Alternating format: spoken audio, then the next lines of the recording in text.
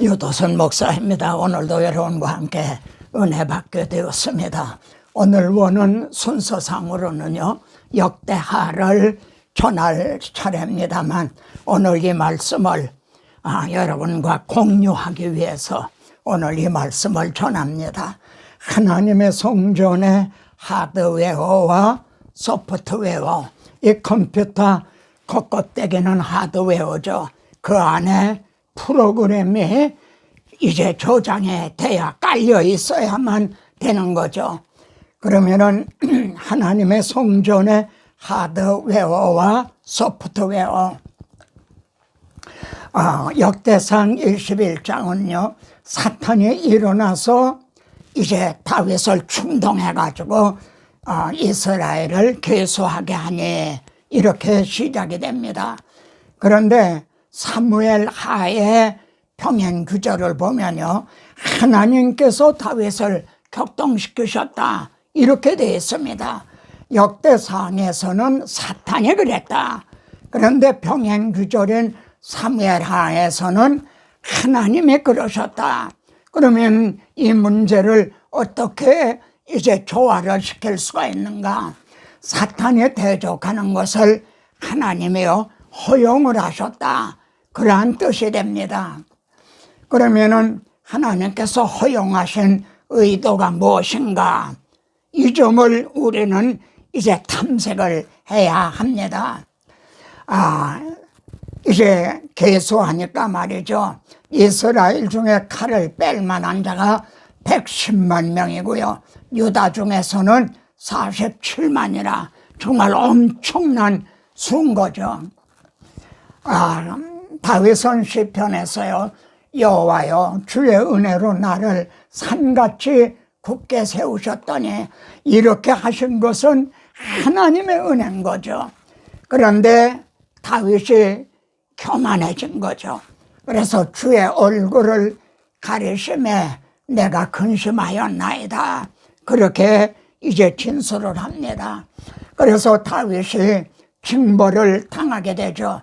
근데 하나님께서는요, 3가지 징벌을 제시하시면서요, 너는 마음대로 택하라 이렇게 말씀을 합니다. 여러분 성경을 보면은 이렇게 징벌하시는 법이 있나요? 하나님께서 이렇게 이런 방법으로 하시는 법이 있나요? 그러면은 이렇게 말씀하는 하나님의 의도가 계셨기 때문이다. 그 의도가 뭔가? 저는 이 점을 여러분과 함께 공유하고 싶은 겁니다. 여호와께는 긍휼이 크시니 여호와의 손에 빠지기를 원하노라. 자기는 하나님의 궁의를 의지한다. 그러면은 다윗이 몇 번을 택한 게 되죠? 이 점에서 참 성경을 구속사라고 하는 관점에서 봐야 된다는 거, 이게 중요하게 대두가 됩니다. 출애굽기 30장에 인구조사를 할 때 이렇게 말씀이 나옵니다. 지금 다윗이 징벌을 당하게 된 거는 인구조사를 하기 때문에 그런 거 아닌가요? 그런데 이스라엘 자손의 수요를 조사할 때에 생명의 속전을 바치라는 겁니다. 그래야만 질병이, 전염병이 없게 된다. 그러니까 다윗은 이걸 알았던 거죠. 그리고 이걸 택한 겁니다. 그렇다면 여기에서도요, 누가 우리의 대속물, 우리들의 죄값을, 속전을 누가 바쳐주셨는가? 하나님은 바로 이를 계시하시기를 원하시는 겁니다. 오직 은혜, 하나님의 긍휼, 오직 속전이 되신 예수 그리스도, 이를 계시하시기 위해서 이에 전염병을 내리심에, 그러니까 다윗이 전염병을 택한 거죠. 그래서 죽은 자가 7만 명이었더라.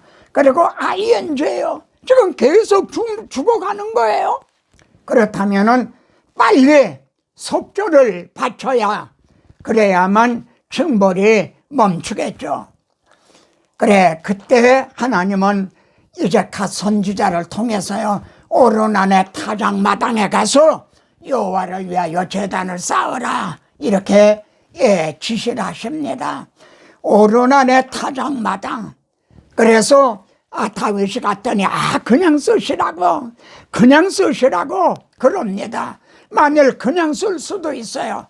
그렇다면은 그 터는 오르난의 타작마당이 되는 거죠. 오르난의 소유라는 말입니다. 하나님의 소유가 아니라. 그래서 다윗이 이제 돈을 주고 그 타작마당 그걸 산 거죠. 예루살렘을 정복한 다윗이 또 오르난의 타작마당도 사서 성전 터를 마련했다. 이 점을 또 우리가 주목하게 됩니다. 이게 오르난의 타작마당인데 다름 아닌 하나님께서 아브라함에게 지시하신 내가 지시하신 한 산에 가서 내 아들 이삭을 번제로 드리라 바로 그 산인 거죠. 다윗이 거기서 제단을 쌓고 번제와 화목제를 드렸더니 그러니까 번제와 화목제로 속전을 드린 거죠. 불에 내려 응답하시고 그가 칼을 칼집에 꽂았더라. 여러분 불을 내려 응답하시고 하는 것이 교훈적으로만 보면 응답이 분명합니다. 근데 이 점을 구속사적으로 보면요, 번제단에 드린 제물에게 불이 임했다. 그건 이제 하나님의 심판인 겁니다. 이 제물이 대신 심판을 받음으로 칼을 집에 꽂으신 게 되는 거죠. 그래서 우리는 정죄함이 없게 되는 거죠. 아멘이시죠. 이렇게 하나님의 일을 허용하심으로 성전 터를 마련하게 하셨죠. 그리고 우리를 값을 주고 사신 생명의 속전 예수 그리스도의 그 보배 피를 또 계시하신 거죠. 이 성경이 내게 대하여 계시하시는 것이다. 자, 다윗이 말이죠. 이는 여호와 하나님의 성전이요 이는 이스라엘의 번제단이라. 이걸 깨달은 거예요. 오르난의 타작마당에서 번제를 드렸더니 하늘에서 불이 내려와 그 번제를 사르고 그리고 이제 전염병이 끝이게 되는 이는 하나님의 성전이요 이스라엘의 번제단이다. 이스라엘은 바로 여기 와서 번제를 드려야 된다. 다른 데는 없다. 이런 뜻인 거죠. 번제단이 그때는요 기브온 산당에 있었다. 이렇게 성경은 말씀합니다. 그래서 솔로몬은 또 산당에 기브온 산당에 가서 번제를 드렸죠. 다윗은 이것이 이스라엘의 번제단이다. 아멘. 이런 깨달음은요 야곱도 베델에서 깨달았죠. 여호와께서 과연 여기 계시거늘. 저는 지금 골방에서 이 영상을 올리고 있습니다. 저는 이를 준비하면서도 마음으로요, 이것이 지금 제가 이 말씀을 준비하는 이것이 하나님의 전이요 이는 하늘의 문이로다. 이렇게 고백을 하고 있습니다. 형제가 있는 그곳이 하나님의 전이고 하늘의 문입니다. 다윗이 이를 깨닫고는요 하나님의 성전을 건축할 돌을 다듬게 한다 했다는 그런 문맥으로 이어지고 있습니다. 이것이 하나님의 성전이다. 그래 성전을 건축할 그 돌을 이렇게 다듬게 하는 말이죠. 어디에 건축하려는 거죠? 다윗이 값을 주고 산 거기, 하나님의 그 번제를 드린 그리고 응답해 주신 거기, 아브라함에게 지정해 주신 거기, 그 터에다가 건축하려는 거죠. 다른 터는 없습니다. 이후에 계속되는 말씀을 주목해 보세요. 솔로몬은요 성전에 하드웨어를 지었어요.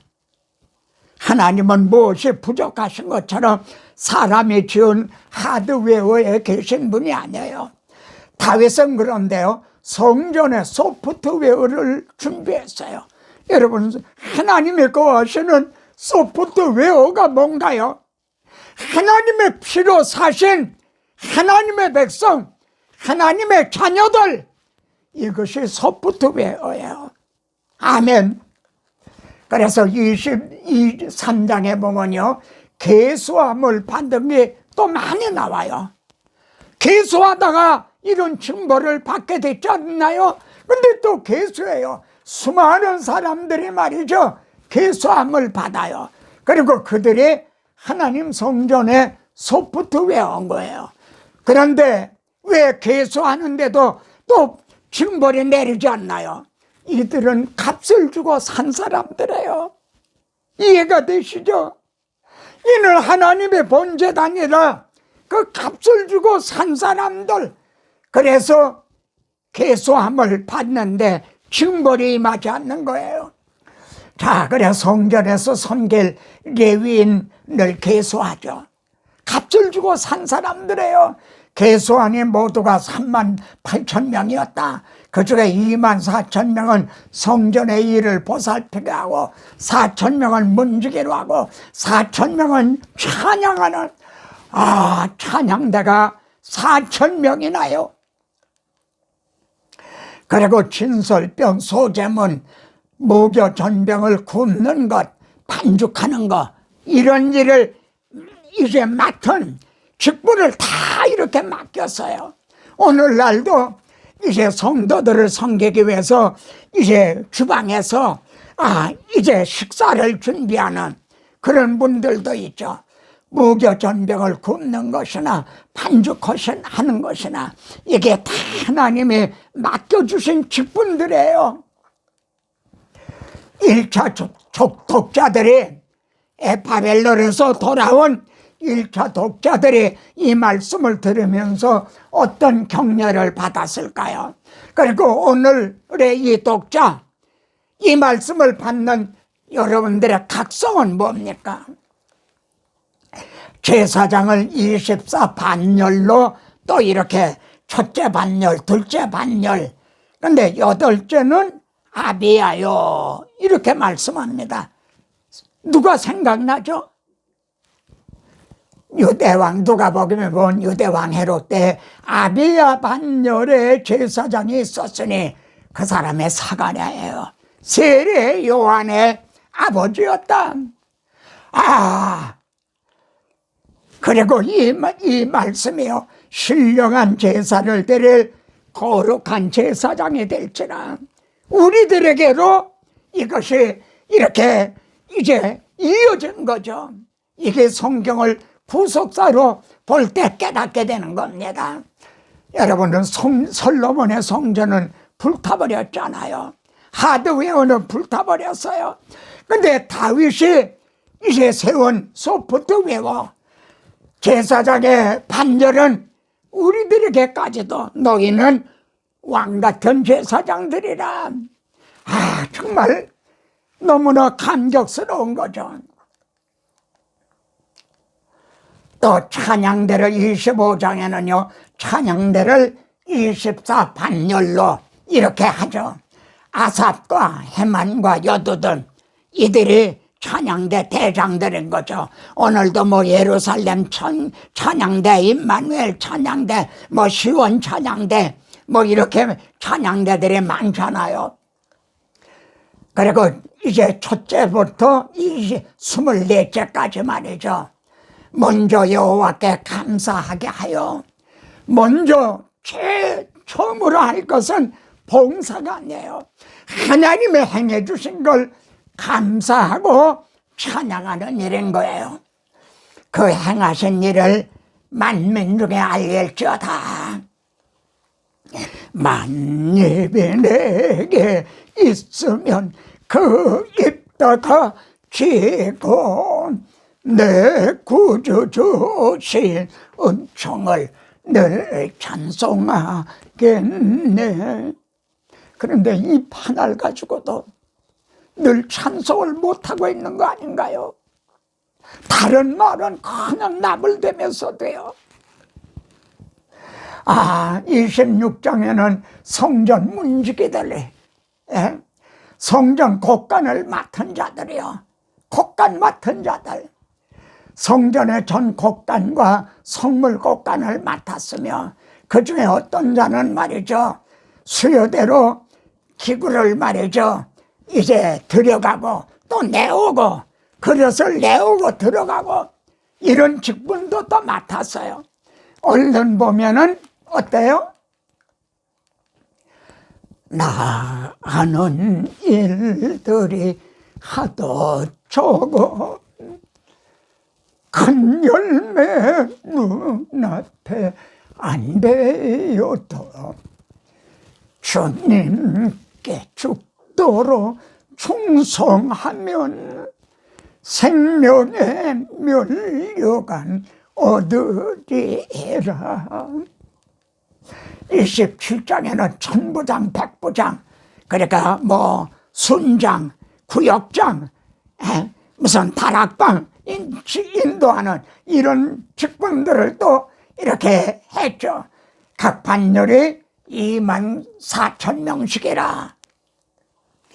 이스라엘 지파를 관할하는 자는 이렇게 루벤 지파, 시몬 지파, 또 12지파가 쫙 나옵니다.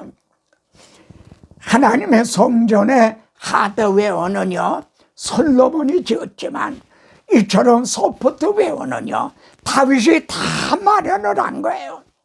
그러면 묻습니다. 어느 게 더 귀한가요? 28장에는요, 하나님의 설계도, 다윗에게 그려주신 설계도를 솔로몬에게 줍니다. 여러분, 설계도도요, 솔로몬에게 하나님이 계시하신 게 아니에요.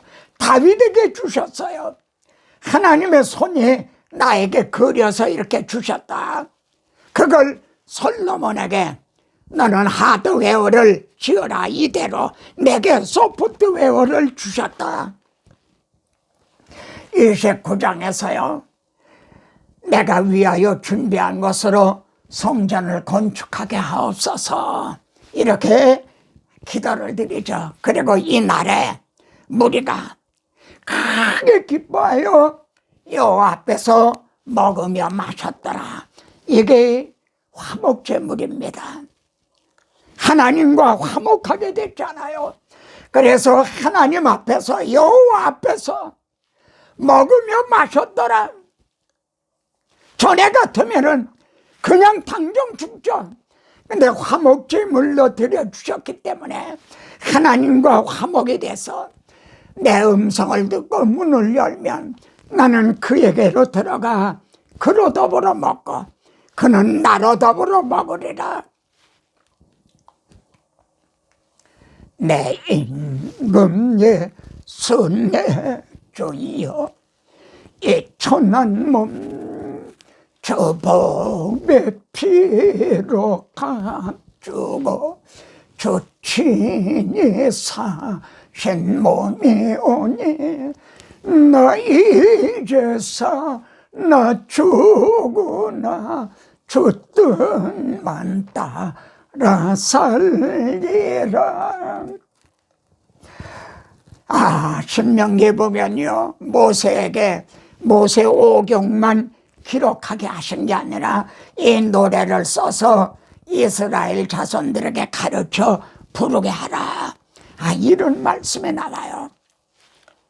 그래서 시편은요, 다윗이 기록한 시편은 노래로 증언한, 노래를 통해서 증언한 메시아 예언이라 할 수가 있어요. 시편은요, 메시아 예언의 백과사전과 같아요. 그런데 그걸 찬양을 통해서 증언하게 하셨다는 거죠. 그래서 이세 아들 다윗이 말하며 이스라엘의 노래 잘하는 자가 말하노라. 여러분, 다윗이 성악가였다, 그런 뜻이 아닙니다. 다윗에게는 감사와 감격, 감동이 막 끌어올랐다는 거죠. 수금아 비파야 깰지어다, 내가 새벽을 깨우리로다. 성도들에게 이런 감사와 감격이 있도록 복음을 전해줘야 돼요. 하나님의 영이 나를 통하여 말씀하시며 그 말씀이 내 혀에 있도다. 이렇게 성령의 감동함을 받아 기록한 것이 시편인 거죠. 구약시대는요, 초석으로 상번제를 드렸어요. 상번제가 뭡니까? 양을 잡아서 드리는, 그러니까 초상집과 같은 이미지예요. 그런데 복음시대는요, 신랑이 오셨잖아요. 잔치집이에요. 구약시대에 이렇게 기뻐했다면 오늘 복음시대는 외양간에서 나온 송아지같이 막 기뻐 뛰어야 마땅하지 않나요? 우리 주님은요, 피리를 불어도 너희가 춤추지 아니하고, 이게 신약시대죠. 근데 구약시대는 말이죠, 곡하여도 너희가 울지 아니하였도다. 세례 요한이 시대가 또 그랬다는 거죠. 4,000명은 찬송하는 자들이라 힘을 다하여 뛰놀며 노래하며 수금과 비파와 소고와 재금과 나팔로 연주하니라. 그럼 다 좋아했을 것 같은가요? 다 기뻐했을 것 같은가요? 다윗의 아내가 누구죠? 그 사울의 딸 말이죠. 미갈? 나는 흉봤잖아요. 비웃었잖아요. 아마 거룩한 사람들, 경건 이것만 찾던 사람은 저건 아니야. 구약시대 그랬을까요? 그 어떻게 하나님 앞에서 이렇게 힘을 다하여 뛰놀며 막 수금, 비파, 소고, 재금을 치면서 일어나? 전에는 없었어요. 다윗이 이렇게 4,000명을 이렇게 막 악들을 가지고 찬양하게 했어요. 다윗 속에는 이런 감사와 감격이 있었다는 거죠. 여러분, 학개서에 말이죠, 이 성전의 이전 영광을 본 자가 누구냐? 솔로몬의 성전을 본 자가 누구냐? 이것이 너에게 어떻게 보이느냐? 수르바벨의 성전, 사내가 나무로 지은 성전, 이것이 너희 눈에 보잘것없지 아니하냐? 그러나 이전의 나중 영광이 이전 영광보다 크리라. 하나님은 소품, 이 하드웨어를 보시지 않습니다. 내가 환난과 궁핍을 알거니와 실상은 내가 부여한 자니라. 여러분, 서모나 교회는 정말 가난하고 어려운 교회였죠. 그런데도 실상은 내가 부여한 자니라. 하나님은 교회의 하드웨어가 아닌 소프트웨어를 보십니다. 많은 지금 하나님의 주님의 교회들이 어려운 가운데 있죠. 농어촌에서 정말 개척교회로, 어떤 분은 2층 교회에서, 어떤 분은 지하교회에서, 이것이 너희 눈에 보잘것없어 보이지 않느냐? 혹시 성도들이 하드웨어만 보고 우리 교회는 초라하다, 그렇게 생각하는 건 아닌가요? 여러분, 주님의 부활, 주의 거룩한 자로 썩음을 당하지 않게 하시려는 시편 16편에 이런 말씀이 있어요. 함께 한번 봉독해 보세요. 땅에 있는 성도들은 존귀한 자들이니 주님의 피로 값지고 사신 자들이에요. 나의 모든 즐거움이 그들에게 있도다. 형제도 그러한 사람입니다.